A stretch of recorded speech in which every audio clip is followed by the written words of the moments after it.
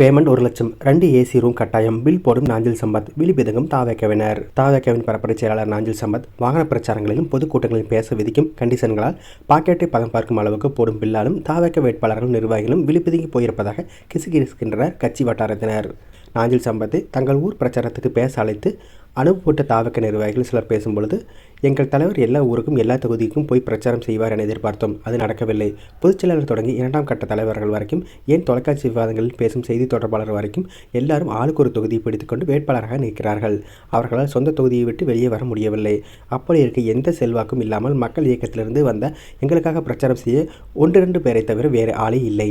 இந்த சூழலில்தான் நாஞ்சில் சம்பத் போன்றோர் தங்களுக்கு சாதகமாக பயன்படுத்திக் கொள்கிறார்கள். நாஞ்சில் சம்பத்தின் உறவுக்கார பையன் ஒருவன்தான் அவரின் தேதிகளை பார்த்து கொள்கிறார். அவரை அழைத்து, ஐயா எங்கள் தொகுதியில் பேச வேண்டுமென்றால் எங்கே எந்த தொகுதி என்றெல்லாம் கேட்காமல் எடுப்பிலேயே 1,00,000 ரூபாய் ஆகுமே என்கிறார்.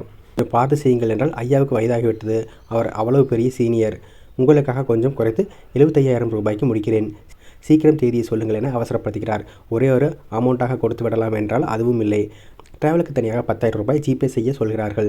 தங்குவதற்கு நல்ல சௌகரியமான ஹோட்டலில் 2 ஏசி ரூம்களை கேட்கிறார்கள். ஒன்று நாஞ்சில் சம்பத்துக்கும், இன்னொரு அவருடைய இருக்கும் அந்த பையனுக்குமாம். இது போக பிக்கப் அண்ட் டிராப் மற்றும் இதர செலவுகள் வேறு. அவரை ஒரு கூட்டத்துக்கு பேச அழைத்தால் குறைந்தபட்சம் 1,50,000 ரூபாயிலிருந்து 2,00,000 ரூபாய் வரை செலவு செய்ய வேண்டியிருக்கிறது.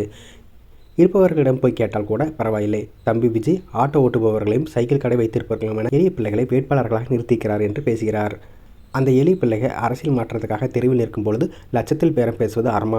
எங்களால் இயன்ற தொகையை அவருக்காக வசதியை மகிழ்ச்சியாக அளிக்க தயாராக இருக்கிறோம். ஆனால் அவரோ உதவியாளருக்கும் சேர்த்து நம் தலையில் பில்லை கட்டுகிறார் என குமருகின்றனர்.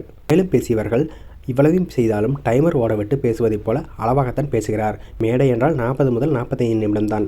பிரச்சார வாகனம் என்றால் ஒரு பாயிண்ட்டுக்கு 10 நிமிடம். எல்லா இடத்திலும் பேசிய பொருளையே மீண்டும் மீண்டும் பேசுகிறார். சிவாஜி ஓட்டையை கள்ள ஓட்டா போட்ட கும்பல் இது. ஒரே கதையை எல்லா இடத்திலும் வசனம் மாறாமல் ஒப்பிக்கிறார்கள். கேட்கிற மக்களுக்கு எந்த சுவாரஸ்யம் இல்லை என வேதனைப்படுகின்றனர்.